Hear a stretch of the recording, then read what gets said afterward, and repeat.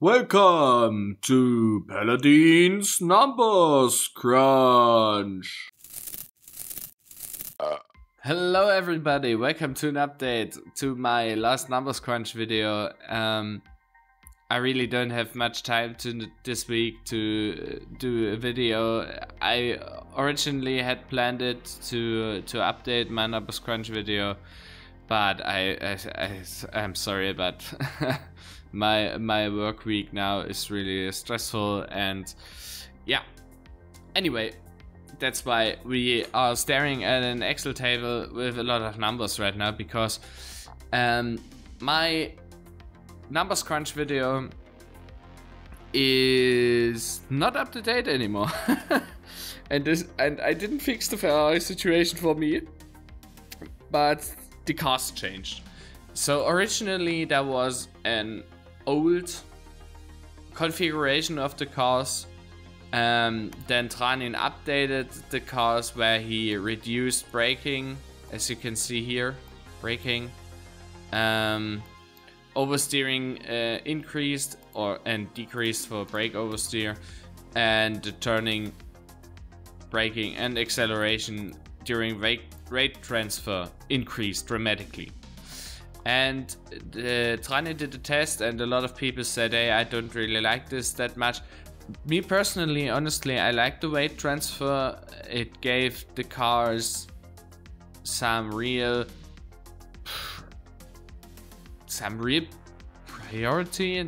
properties. Sorry, it gave the cars some real properties, and made them very interesting to drive for me. But I also understand why people didn't like them, because they were a handful to drive and it was just very complicated. So then TraNin sat down again and created the NWT cars, which means no weight transfer. You can find them in the workshop. I won't link. Yes, I will link them. What am I talking about? Sorry. So for the no weight transfer cars, the things like viscosity, acceleration, the mass changes, also downforce, of course, stays the same. The ratio that these changed never changed, which is good. He also kept the decreased braking, park, and park speed. He changed back to the original values for oversteer with sliding and braking, sorry. And he, of course, took back the changes from weight transfer, and these gave us the no weight transfer cars. And yeah, these are the properties of the cars. If you are, I don't know, if you are too lazy to download TraNin's cars, you can go over this list and then add them in the vehicle editor. But honestly, yeah. And by the way, I did tests for the old cars, I did tests for the new cars. This is where I made a video about, and I also tested the no weight transfer cars now. But as my time is running really low, I only tested on Spa, but I have a little extra, and I created this fine looking diagram. Red is sector 1, yellow is sector 2, as you can see here at the bottom, blue is sector 3, and you can see the sector times. You have the Ford, the Aston Martin, BMW, Porsche, and the Ferrari, as you know, and the left column of the pairs of two you can see here is always my fastest lap with the sectors, and the right column is my best sectors added together. And this way we can see the changes in lap time. But what further visualize them is if we just look at the table right here, because once again Ferrari was slowest and the Porsche was fastest. So no real change here. If you just go by the fastest lap, yeah, then take the Porsche. But honestly, I will tell you in a few minutes why this won't be the fastest car.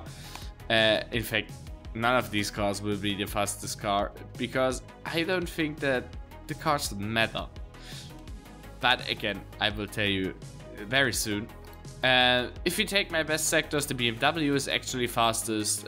Then comes the Ford, then Porsche, Aston Martin, and Ferrari once more last. At least for me, I don't like the Ferrari. But I didn't stop there because now Spa is on the global leaderboard available with the NWT cars for all 5 of them.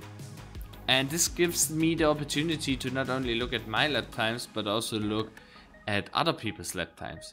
And I think this is very interesting. I think currently Froseni holds all the records, but there are not many. I collected these values yesterday and checked them today again. So this might look different at the end of the week on Saturday.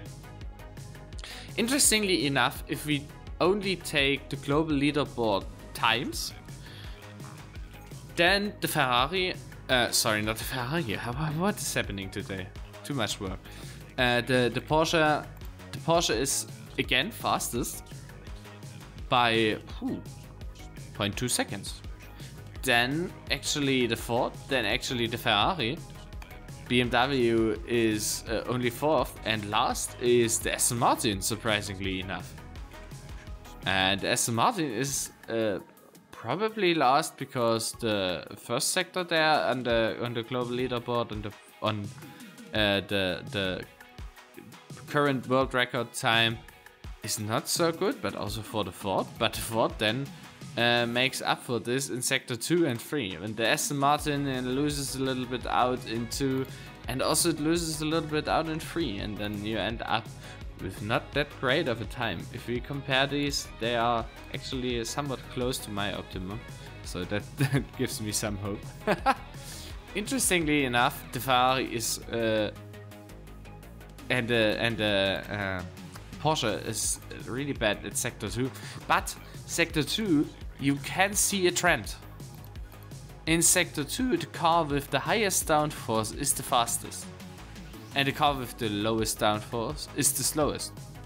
And this is pretty much the case here. That's super interesting. You could also make the case for sector 1 and argue that the Ferrari could even be faster there. And we see that sector 1 is a power sector and sector 2 is a downforce sector. While you could argue that maybe sector 3 depends then a little bit on how you take it. Because sector 3 actually has the 2 more powerful cars at a very good spot, but also the one with the most downforce. So yeah. But I didn't stop there. Oh, by the way, the diagram is the same. So it's a global leaderboard on the left column, and the right column is leaderboard optimal, where I added up all the best available sectors. And if you add up all the best available sectors, because you know how it is, sometimes someone drives a lap and he ends up with maybe a brilliant sector 1 and 2, but rubbish sector 3, and he still is at the top, but hey, others may be faster in other sectors than him. But no problem. Interestingly enough, our trend for sector 2 continues, but mainly because sector 2, the times here, as you can also see in my calculations, these times don't change. So Froseni actually always said the fastest sector 2. That is probably his way to say, look at me, I am the fastest TSU driver. For sector 1, it also looks very identical, and also sector 3, no big changes here. The only slightly big change is that the Aston Martin here still looks weakest, while the Ford now is the fastest and not the Porsche anymore. But the thing is, for the race, we have so many different influences. We have, of course, the cars, but you also have fuel, tires, you have damage, and many more. And I don't think that cars are a very important factor of influence. All of these perfect lap times here, you won't be able to access this pace over this duration of an hour. What matters more, in my opinion, is managing fuel and tires really well. So let's make this a bright red. Of course, you should be aware of your damage situation, so darker red. But the cars, to be fair, gray. It's not that much of a difference. I think having down a good strategy is, for these races, superior than choosing the right car, if that makes sense for you. Anyway, this got longer than expected, honestly. I hope you have a great rest of the week. Tomorrow is already Friday, so I'm really looking forward to my weekend. I'm also really looking forward to the race. On Saturday, tune in. I guess many people will stream it. Maybe I will stream it, but I don't really like streaming. So yeah, tune in. I will probably record it and upload it afterwards, so then you won't miss out on anything.